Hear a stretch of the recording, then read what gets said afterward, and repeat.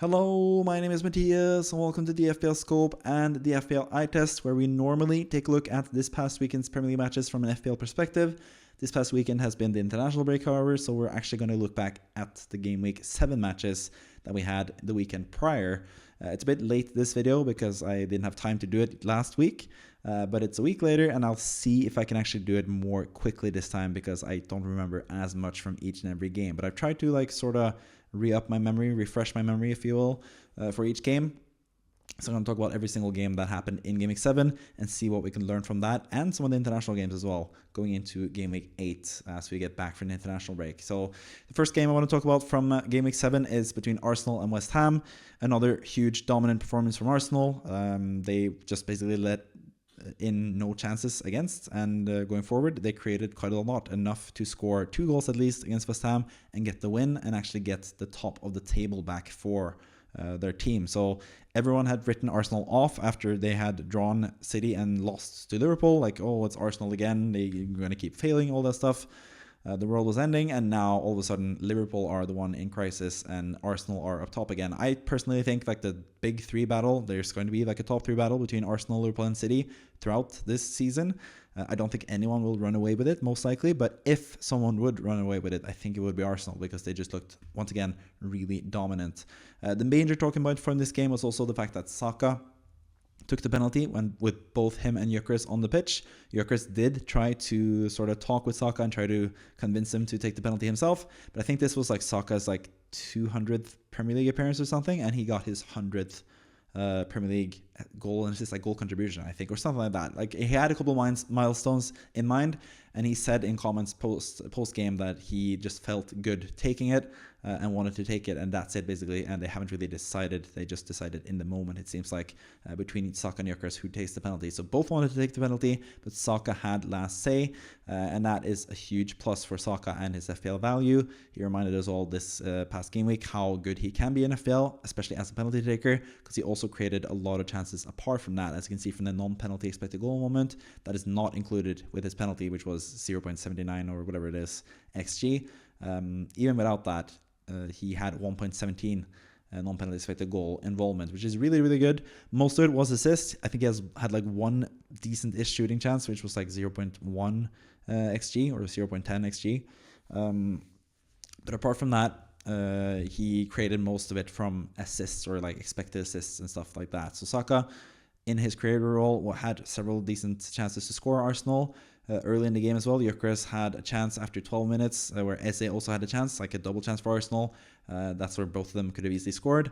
But Gyökeres, again, just struggling to find the net. But he was always in good positions. Once again, he's just little bit away from scoring all the time for Arsenal. I think he's been really close to getting a lot more goals, but he's just been a bit inefficient and just a bit off the pace, I think. And he's certainly not in form, as I've seen with Sweden now. I just watched Sweden lose to Kosovo now, and they're basically out of the World Cup already. So yeah, not the best times for Gyökeres. He still struggles to score.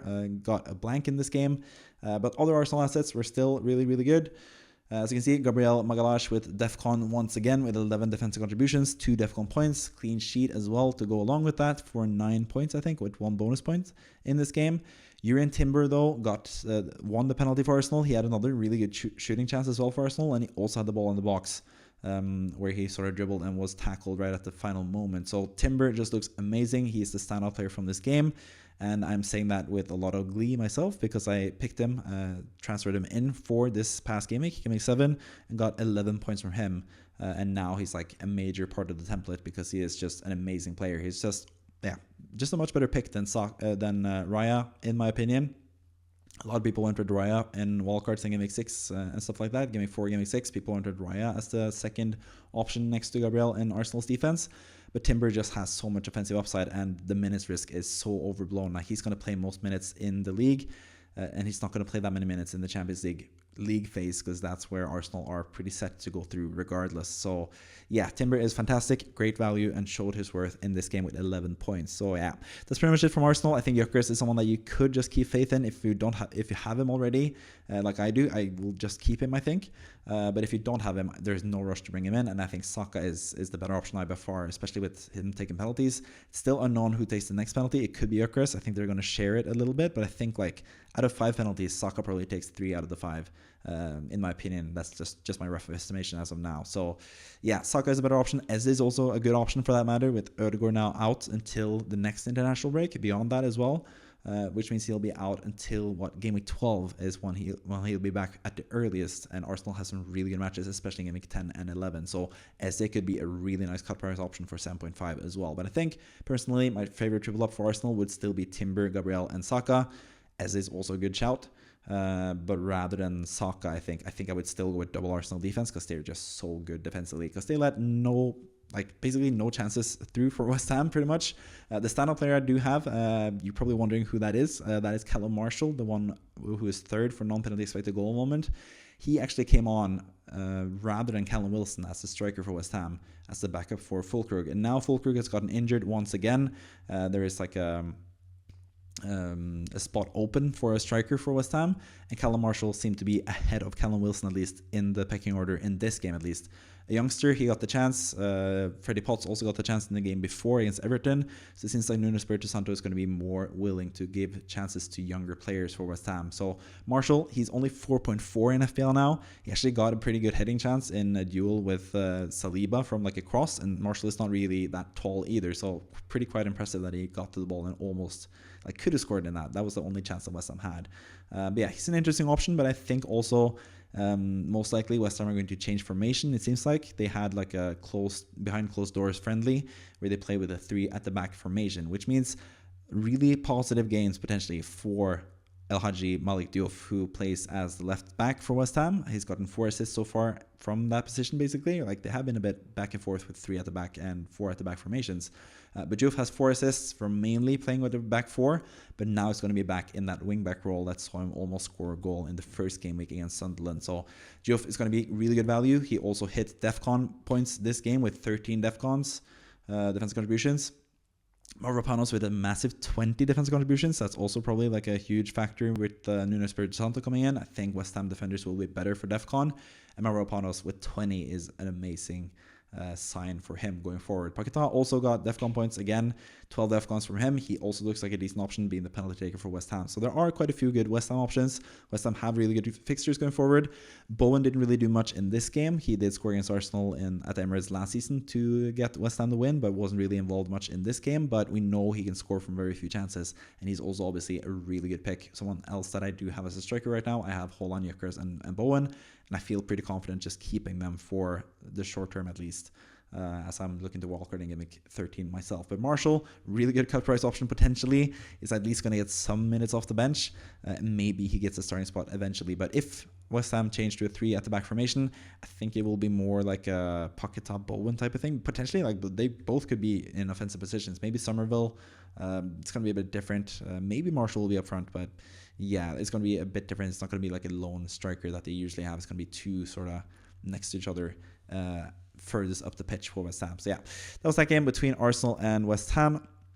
Let's move on to the next one between Chelsea and Liverpool, which actually gave Arsenal the chance to go top because Chelsea beat Liverpool in the final moments of the game, with Estevao scoring the winner against Liverpool in the end for a deserved win for Chelsea. And you might be a bit puzzled by that, looking at the XG, because Chelsea had this 1.0 XG and Liverpool had 1.95 XG. So according to XG, expected goals, Liverpool were expected to get 1 more goal than Chelsea, and actually the opposite happened. Chelsea got 1 more goal than Chelsea. Chelsea got the 2 goals, and Liverpool got the 1 goal. But this is why XG is a bit flawed, because Chelsea had several really good chances. They were the dominant team in this game. They were the better side throughout the fixture, in my opinion.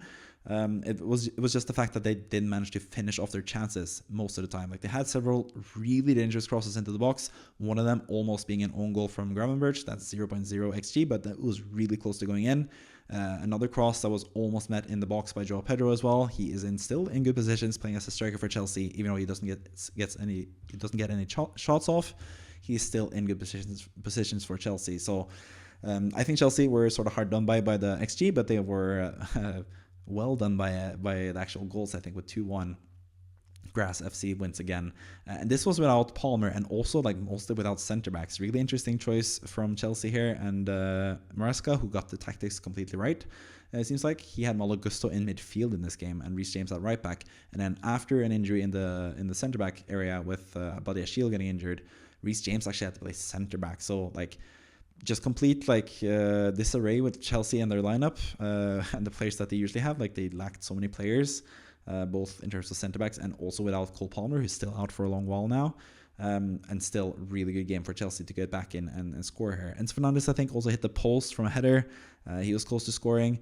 Cucurella was really good throughout this game, really offensively minded. He's someone that I think is overlooked now on wildcards and stuff. He is really good value. I also think Chalobah as well in the Chelsea defense is really good value. Chelsea in general just have really good fixtures, and I think they have some pretty enticing options judging from this game. Enzo Fernandez sadly has been injured now. He was recalled from the Argentina squad because he got inflammation in his knee, I think. So he's a bit of a doubt for Game Week 8, which is a shame for anyone that looked to bring him in, because he looked like a really good option, seeing as they have Nottingham Forest in the next game. A really good fixture there for Chelsea. But it might open up more minutes for Estevao, who's been more benched lately. He got 15 minutes in this game, so he wasn't really the major standout player, even though I have him listed as a standout player because he scored the winning goal. It was actually more about Cucurella and Enzo Fernandez in this game. But Estevao got the winning goal in the end, 0.59 XG. That's mostly from the winning goal, and it was deservedly so for Chelsea. When it goes to Liverpool, just didn't look at their best once again.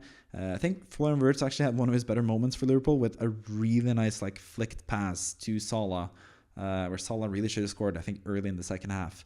But Salah has just not been in form and missed that chance. Szoboszlai had another good chance also in the box in the first half. He could have scored. Gakpo scored, obviously, the goal, which was pretty open in the middle of the box, really, after a really nice touch from Isak. I don't think Isak meant to touch it to Gakpo. I think he was just trying to bring the ball down neatly, and it did so. But luckily for him, it went straight to Gakpo, who had a really easy scoring chance, which made him get most of his 0.93 XG. He had another decent chances, I think, as well, Gakpo. But again, I don't really trust the minutes of most Liverpool players, apart from Szoboszlai, Salah, and most likely Isak. Isak played a lot of minutes now for Sweden, so we'll see if he's ready to play 90 minutes each week for Liverpool. I'm not quite sure about him.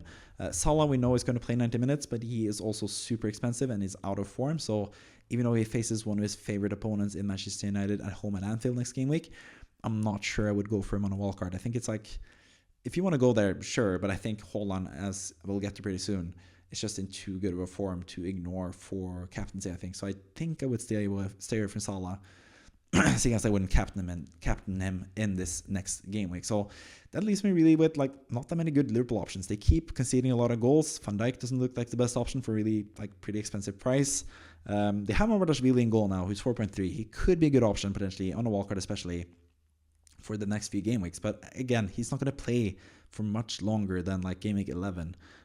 So you don't really get that many fixtures with him as the goalkeeper either. So yeah, Liverpool options, I think maybe Szoboszlai is my favorite option currently, and I'm not that high on him, but he seems to play 90 minutes every game. Plays either right back, where he's better for DEFCON, or he plays attacking mid, where he's good for goals and assists. He's on set pieces and stuff as well, so he's a decent option, but I don't really find any standout Liverpool options, which is a huge shame because Liverpool have really good fixtures going forward. So yeah, I don't really know what to do with Liverpool. They're in pretty bad form. We'll see if they can pick it up after the international break, but so far, not so good for Liverpool. Finally, their luck has caught up with them. They were really lucky to get wins in their first 5 matches, and now they have 2 straight losses in the league against Crystal Palace and Chelsea. 2 tough opponents, but still, Liverpool not looking as good as they did earlier in the season, which isn't really not too surprising for me, considering they are trying to figure out a new style with a lot of new players. Slot in his first proper season without the Klopp team. A lot of people say that Arteta got the FA Cup trophy with Emery's team,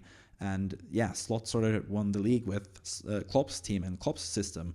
He just tweaked it a little bit and got some really good performances out of the likes of Gravenberch, for example, which really helped him in his first season. But we'll see how he'll fare in the second season. Like I said previously with Arsenal, I think Liverpool will be there all throughout the season. Wirtz is getting better and better. I think he's going to be, at least. It looked a bit better in this game with the touch for Salah especially. And Isak is also eventually going to be better as well for Liverpool. So I think they will be a force to be reckoned with this whole season. But for now, I just don't really trust that many Liverpool options. So yeah, let's just move on to the next game. Next up is Brentford against Man City, and this game doesn't really have too many chances to speak of. You can see from the XG there, 0.7 XG from Brentford, 0.85 XG from Man City. But once again, Haaland will not be denied. He managed to score from basically not that much, a pass forward into behind the defenders from Guardiola, and Haaland in a duel with, or joust, I guess, with both Vandenberg and Collins, just showed like all of his abilities, especially his physique, like just being so quick, being so good at using his body right, getting in between the defenders, knocking them off the ball or knocking them away from the ball at least, and then scoring with a really nice finish from Haaland. So he just keeps scoring, scored a really early goal in this game, and looked really good doing it, of course. That set the tone for Man City, but at the same time, they didn't really create that much. I think City, as I've written there in the main takeaway, unselfish team, but selfish Foden. I think Foden was like a pretty bad player in this game. He had several good chances to score, but he also had better chances to get assists in those chances. So he took the shot instead of passing to Semenyo, for example, for a really good chance. Several other opportunities where he took the shooting chance instead of passing it to a different teammate. So I was kind of disappointed with Foden in this game, especially in a fixture that he has scored in a lot in the past against Brentford. I think he was a bit selfish in this game and sort of hurt Man City overall. The third player in the non-penalty expected goal moment, top three for Man City, was Tijani Reinders, who I think had a good game. He had a really good shot saved by Kelleher, really nice volley in the box, but a really nice save from Kelleher to stop him from scoring goal. He had another really good like dribbling chance as well, where he dribbled his way into the box, but just couldn't get the finish off. He had another good finish as well, apart from that. So Reinders looked pretty good in this game, but again, blanked. He has only gotten returns for me in the first game week of the season. He did get an assist and DEFCON points against Arsenal, but I benched him for that game week, sadly. But he is still looking pretty good. But City's fixtures are getting tougher now after the Everton away game now, at least. From me now onwards, they're going to have tougher games, Man City. But yeah, all in all, Man City, they were pretty comfortable because they got an early lead and they didn't really need to push too much to score, but they also couldn't create too much against Brentford at the high-tech stadium, Brentford's home ground. They've been a lot better at home than away, Brentford, so far this season, and that was sort of the case as well in this game. When it comes to Brentford's chances, they didn't really have that many chances, or like they didn't really have any, apart from the one big one that Igor Thiago got in the second half. So pass from the defensive line, I think, up towards Thiago, and he goes into the body of Guardiola. Guardiola sort of gets knocked off the ball a little bit, and the ball goes past him into behind the defensive line for Man City, and Thiago is through on goal one-on-one against Donnarumma. But Donnarumma, again, he's been fantastic, I think, so far for Man City this season. Saved it with a huge save and managed to get the 3 points for Man City in the end there, being a match winner in both ends. I think that's like the biggest plus that Man City have, especially with Rodri still out. He got injured again early in this game, which is not a good sign for City. But without Rodri, they still have a match winner in both ends with Haaland up front and Donnarumma defensively in goal, and they showed up big time in this game with one major moment each. So that was the story of this game, I think. In general, Igor Thiago could have scored easily. He's looking like a pretty good option, even though Brentford don't have the best fixtures, but he's certainly someone on the wildcard in Game Week 13, for example, that I'm looking at to potentially get in attack there, because he looks like a pretty good option, I think, from that game week onwards. But yeah, I think that's pretty much it for that game as well. Not that many chances, but it easily could have been a draw there for Brentford at the end, but a really nice save from Donnarumma, who's done mostly everything right for City. He made another mistake now for Italy in the international break. He's been pretty bad for Italy lately, but for City, he's been really solid, apart from one bad moment against Arsenal in the equalizing goal there for Martinelli, where he came off his line and was sort of caught out by Martinelli's really nice finish. But all in all, Donnarumma has been a really good player this season for City, and he could be a match winner for them. He's such an upgrade over Ederson, in my opinion, especially as a shot stopper, and with City now playing a more direct style with Haaland being the main man up front there, as always, scoring the goals and being the guy for Man City. Next up, we have the first game of the game week from that Friday, which was an interesting game. I think it was kind of, especially the first half, was like really nothing to talk about because it was 0-0 after the first half. And I think like the Storm, the Storm sort of played some part of it. It made the playing circumstances a bit tough. And the first half, they both really struggled to get anything going, Bournemouth and Fulham. But then second half, Semenyo just said like, F it, I'm going to do this myself, mostly. But first, before that, actually, Fulham took the lead. A really nice goal. Chukwueze came on and actually made like a really good pass for Sessegnon, who scored for Fulham, gave Fulham the lead, and deleted the clean sheet for Senesi, who got 0.72 non-penalty expected goal one from this game. I don't really know how or why, but that's why like the expected goal stat is a bit like iffy. I'm not sure if I trusted that much, but yeah, I don't really know why he got that high of a non-penalty expected goal moment, but he did at least. So yeah, there's that. But anyways, Bournemouth struck back with Semenyo, just like a fantastic solo goal to make it 1-1. Got the ball like right at the edge of the pitch, basically, or the side of the pitch. and got past a couple of Fulham defenders, and with no chances to cross or no players to cross to in the box, he just shot it himself between the legs of Leno and into the goal, getting 1-1 for Bournemouth. Then a couple minutes later, he passes it like a pretty simple pass to the side to Kluivert, who just like basically like destroys his man and gets away from him with a couple what's the word? Stepovers. That's what I'm looking for. Stepover feints, and then he just like decides to just shoot it and pluck it straight into the top bins. It was a fantastic goal. I think the best goal of the night. 4 really good goals in this game, but that was the best out of the bunch. Assisted by Semenyo. He did get the assist in FPL, but mostly that was down to Kluivert just being brilliant and showing why he's such a good player and why he could be a good player going forward as well in FPL, especially if he's going to be on penalties. I still think Semenyo's going to be on penalties for what it's worth because he's been in such good form, but Kluivert could easily take penalties as well for Bournemouth, so he is also a good option going forward. But Semenyo is the standout. He showed that again with the third goal. Where it was like right at the end, Fulham were chasing a 2-2 goal, but instead Bournemouth get the counter-attack on the corner, from Fulham.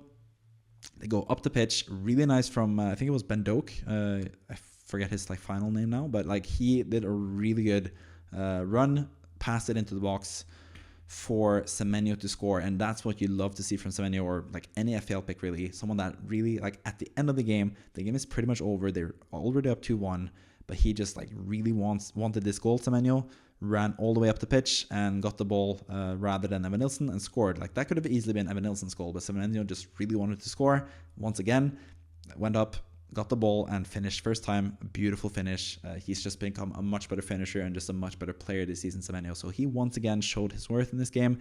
18 points, I think. So anyone that didn't bring him in earlier in the season, they are out of luck in this game because he had a massive score in this match at home to Fulham. So great from him. When it comes to Fulham, not really too much to talk about apart from the fact that they just keep conceding goals. They haven't really been that good defensively as I expected them to be this season. That's part of the reason why I sold Anderson for Timber this past game week.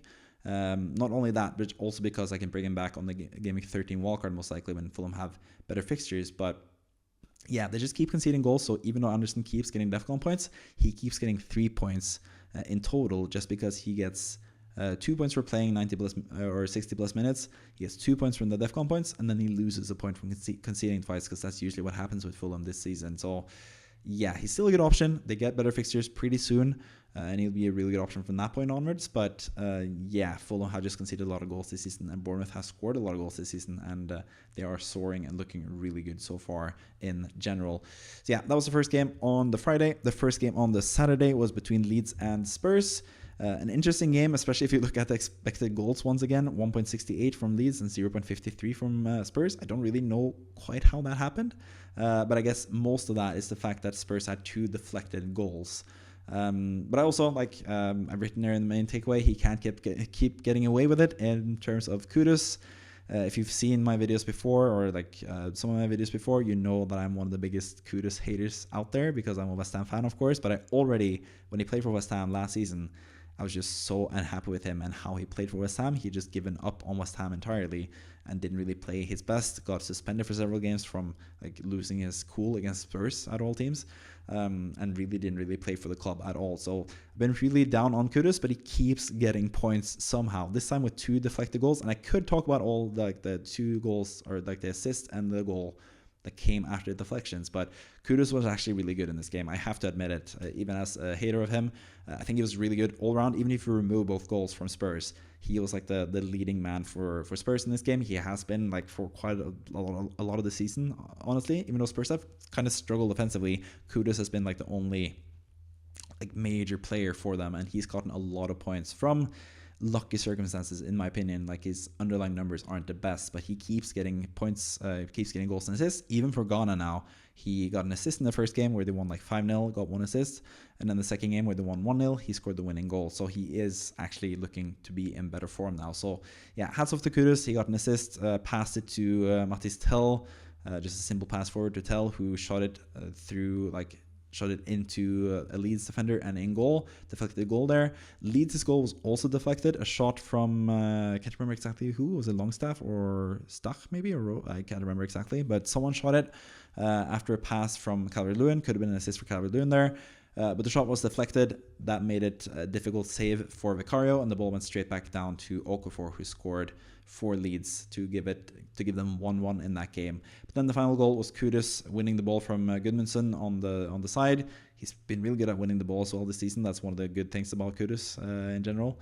But yeah, got the ball, went into the middle of the pitch and shot it, and the ball went into, of course, a Leeds defender and into the net with the goalkeeper for Leeds, blanking his name, Carl Darlow, who sort of dove the wrong way because the ball got deflected. So yeah, pretty lucky to get the goal, I guess, but he was in a good shooting position from winning the ball, and he was just good in this game in general. Had another really good chance in the first half as well, Kudus, which he just skied over, which is like part of the reason why I'm also a bit down on him, because he is sometimes he does finishes like that and really scuffs them. But yeah, did manage to get a goal and assist in the end, 3 bonus points, 12 points in total. So really good game for Kudus in general.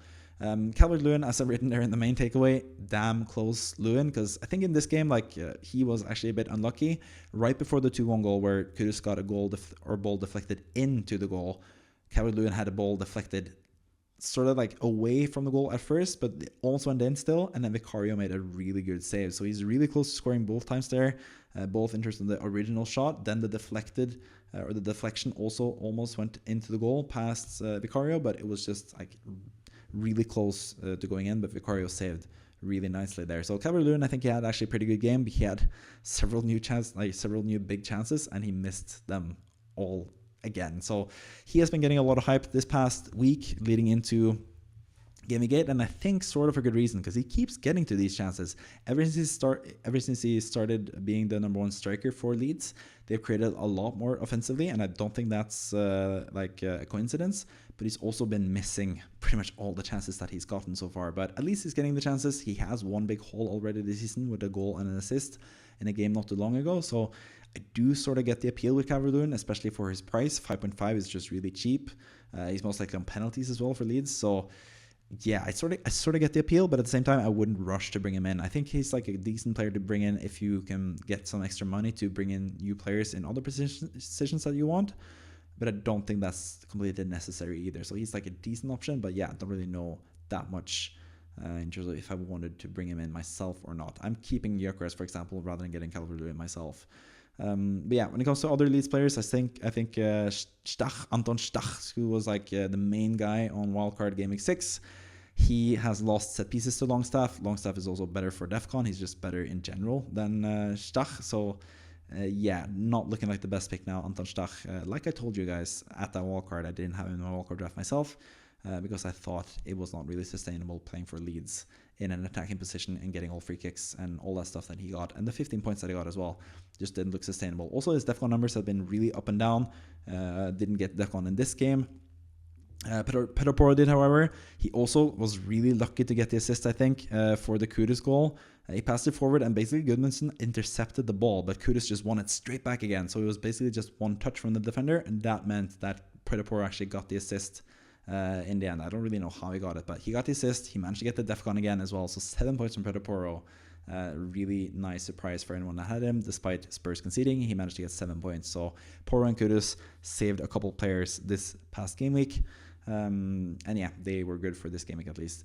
Xavi Simons also looked better in the middle of the pitch, but didn't really create too much. He also had like a really bad Rabona pass that a lot of people gave him flack for, deservedly so, but at least he's trying. At least he is a fun player, and I think he's also someone that is scoring in bunches. He keeps getting like major holes whenever he gets goals and assists, so I think that could be happening pretty soon as well for Spurs, but they do have some pretty tough fixtures going up now. Apart from Aston Villa next game, I think they're going to be pretty good in that game, but after that they have some tough fixtures, Spurs. Man United against Sunderland. Much better performance from Man United, much worse performance from Sunderland than what we expected before the game.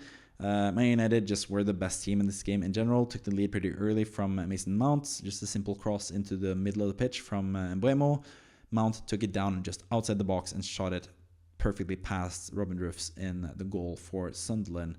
Another goal for Man United and Sesko as well, with 2-0, long throw in, the ball knocked down to Sesko, who was in the right position in the box, and he scored again. He's looking a bit better and better there, Sesko, and Man United just look a bit better in general as well. Fernandes really close to scoring. Amad Diallo had a really nice chance dribbling in from the side. which was saved by Roofs, who's still a really good goalkeeper, of course. Fernandes had a good shooting chance from just outside the box that was also tipped into the bar from Roofs. That really could have been a nice goal from Fernandes, who keeps finding ways to getting like chances and stuff. Even though he plays in a really deep midfield role, he still keeps getting avenues to points. But of course, he's missed 2 penalties so far this season. Who knows if he's still on penalties? Most likely he is, but I wouldn't be too surprised if it's Mbuemo taking the next one. But he keeps looking decent for like getting some chances and getting DEFCON points. He's close to it sometimes, at least. Fernandes, I think he ended on 11 DEFCON points actually, or DEFCONs in this game, 1 away from the 2 DEFCON points. So really unlucky for anyone with Fernandes. He could have had a goal and DEFCON points in this game, but ended up with nothing apart from a clean sheet, I guess, in this game, and 3 points in total. But Man United looked really good. At the same time, Sunderland didn't really look that good at all. Talby had a really good chance to score, but it was nicely saved from Senna Lamens, who's the new goalkeeper for Man United. He looked really comfortable in goal and made the saves that he should have made.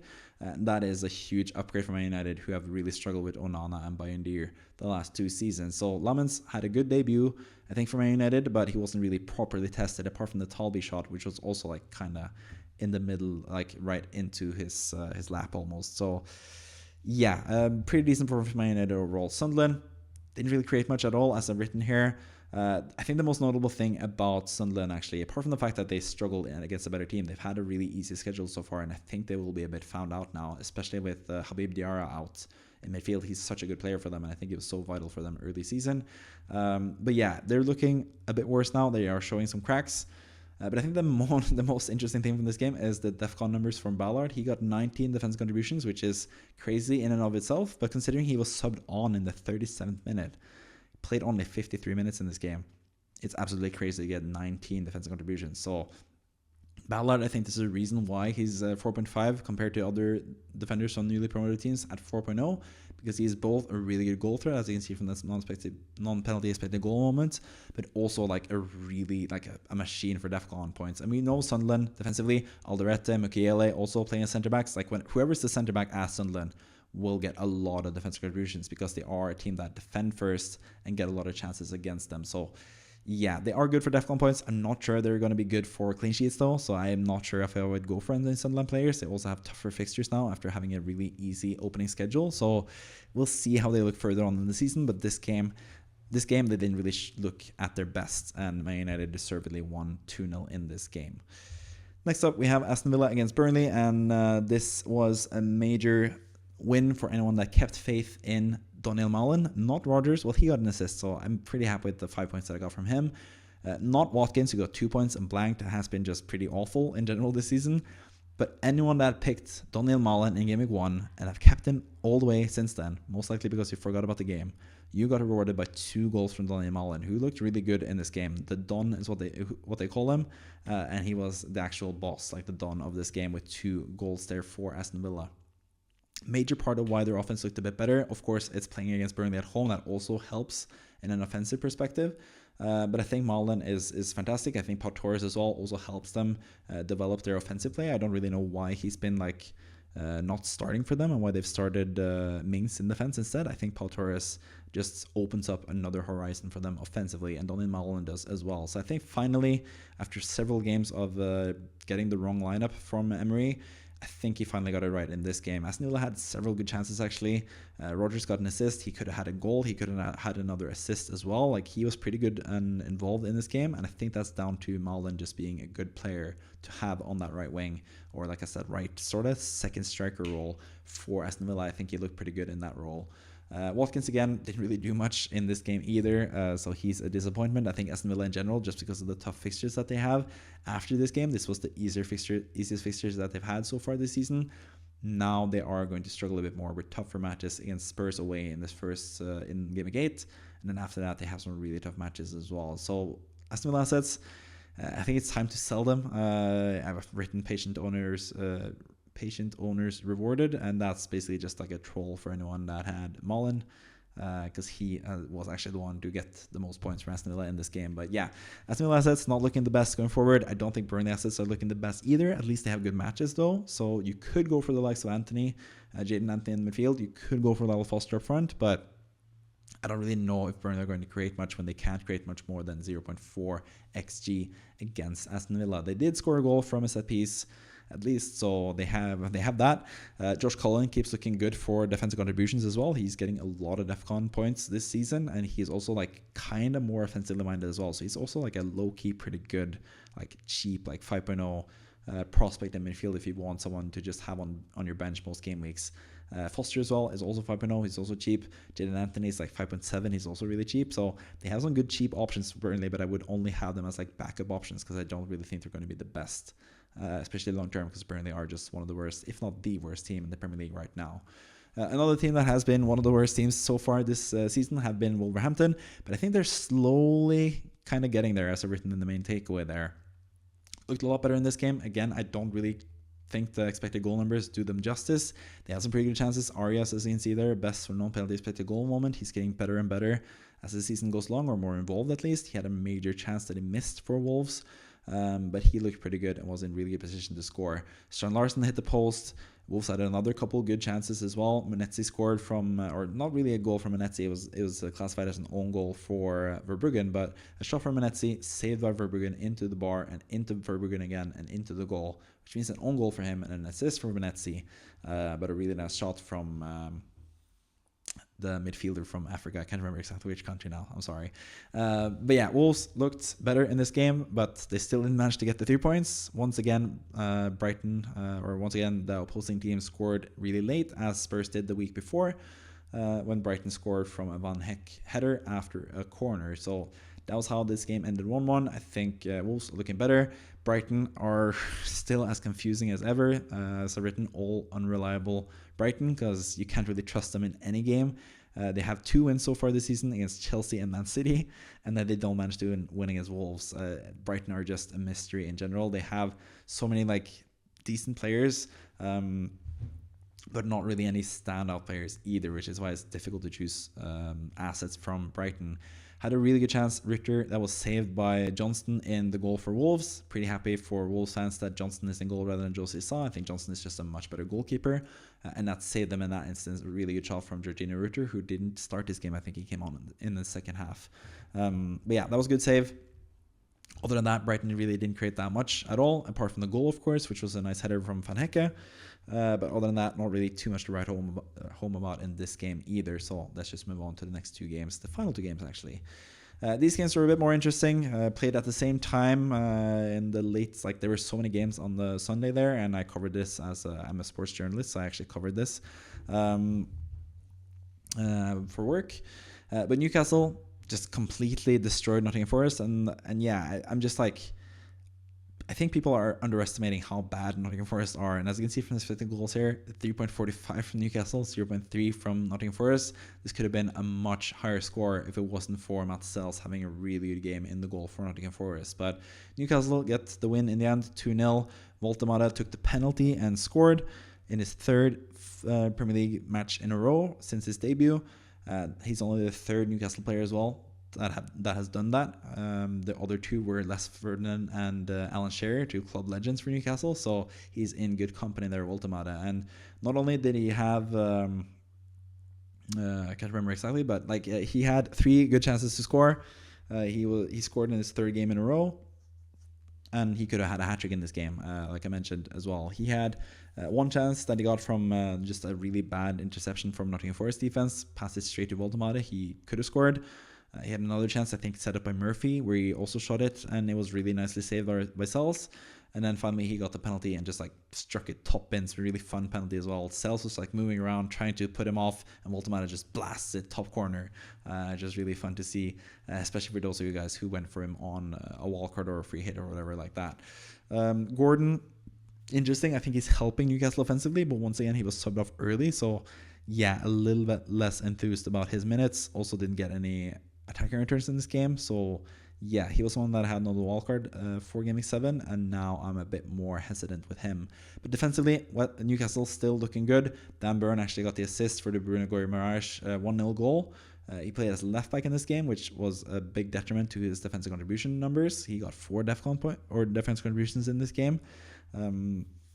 So yeah, him playing left back is not ideal when it comes to DEFCON points, but at least he has a chance to get fluke assists like this one, for example, when he passed to Dugu Mirage, who scored. But I think DEFCON is better for defenders than assists mostly, especially if you can get DEFCON reliably, because that is 2 points. So if you just get DEFCON points in 2 out of 3 games, you basically need to have 2 assists in those same 3 games to outscore that. 1 assist wouldn't cut it. So yeah, I think left back Burn is slightly less value than centre back, left centre back at least for Burn. Malik Thiaw as well, who actually played left centre back in this game. He had a really good chance to score. Once again, really nicely saved by Sells, but he is looking like a good prospect as well. Didn't get DEFCON in this game, of course, because Newcastle didn't really have to defend in this game, but Thiaw is looking really good so far for Newcastle after Milan fans were so happy to see him gone from Italian football. He's really taken to the Premier League like a duck to water, like you say there in Britain. He's looked really good for Newcastle so far, and next to Botman as well, who's been pretty good for DEFCON points as well. So yeah, their centre backs are interesting. It seems like Burn is going to play left back, especially now with the injury to Livramento, who's going to be out for a while. I wouldn't be too surprised to see Burn and Trippier being like the main guys, with Trippier being more licensed to go forward and Burn being more like a third centre back next to them. Really interesting setup that Newcastle have there offensively in general. But yeah, good game for Newcastle, created so many chances. Sells was the main standout from Nottingham Forest and saved them from being down further. But Nottingham Forest just looks like a really nice team to target in general in FPL. Chelsea next game for Nottingham Forest, and I think Chelsea players are the way to go. I think Joao Pedro, like if you're looking to sell him potentially, I would not do that because I think Nottingham Forest is the perfect game for him to get back into form. So I would hold off on doing that myself. But yeah, Nottingham Forest, not that good. Newcastle at home are really, really good, and an easy 2-0 win for Newcastle in that game. In the final game, I have 2 wrestling references in the main takeaways. Because first of all, DEFCON Mania is running wild, especially in this game. 2 teams that are really good at producing DEFCON numbers for the opposing team. Both Everton and Crystal Palace, really direct teams who create a lot of chances, are really good offensively as well. And as you can see, 10 DEFCON winners in this game. 4 from Everton, 6 from Crystal Palace. Pretty crazy overall. So yeah, I've written that as the main takeaway for Everton. DEFCON Mania running wild, even though they got less DEFCON winners than Palace. Because for Palace, the main takeaway is the fact that the streak is over. Like they said, when Undertaker's undefeated streak went away, Palace got to 19-0 before Everton were the one in 19-1 when they managed to score the winning goal with Grealish right at the end there. Really nice at their new home stadium to get another huge win at home at the Hill Dickinson. Yeah, interesting goal to say the least. But first half, Crystal Palace basically totally dominated. I think Everton had a really good chance to score. I think it was maybe Barry who didn't manage to get like a finish off, but he looked really good in that or he looked in a good position in that instance. But that was basically the main chance that Everton had in the first half. Palace had several good chances. They scored also with Munoz scoring a goal from an assist from Munoz, or assist from Sarr, I should say, who looked once again really good and central for what Palace did. But Palace had several good chances in this game. Mateta had another good chance. Could easily score, but another big chance missed for him. He's been in such good positions to score, but hasn't managed to get that many goals so far this season. But I think they'll come eventually. But Sarr is looking really good. Munoz is looking super good offensively as well. Defensively, they just keep getting DEFCON points. Gehi keeps getting in good scoring positions. He scored now for England as well. Got 2 assists, I think, for England. So yeah, Gehi looks good. Lacroix looks good as well. Munoz looks good. Richards looks good. Like all the defenders really look good. Mitchell even as well. It was really close. He was 1 defensive contribution away from having 7 DEFCON winners from Palace in this game. Kind of crazy, but yeah, Palace in general just look really, really good, and is a really nice team to target going forward. But they did lose in the end. After all, Everton managed to get the win. Pretty bad penalty that Palace gave away, and Jaya took the penalty pretty calmly himself, scored, and then he was really close to getting an assist for Beto at the end there. Crossed it into the box. Beto actually headers it pretty nicely towards the goal. It's saved on the line for Everton and for Palace. And as they are trying to clear the ball, they clear it straight into Grealish and it goes into the goal. So rather than it being an assist for Njai and a goal for Beto, Grealish gets the goal. He gets the spoils once again. He's going to get the price rise once again over Njai. But I keep thinking, I think at least Njai is probably the better option still, because Grealish doesn't really score that many goals. But he managed to get another one for Everton and got the win for Everton in the end. And that was also like huge XG. Like that chance alone was like most of the XG for Everton. So even though the XG favors Everton in this game, think Crystal Palace were kind of hard done by in total. But yeah, the streak is over and my voice is also starting to be over. I can feel it after not speaking for this long for a while. It's been 45 minutes, actually a bit shorter than I usually do for this video, so I hope you enjoyed it. And I'm just going to end the video there because I'm losing my voice as I speak. So yeah, see you next time. Thank you for watching. Subscribe if you can. Bye-bye.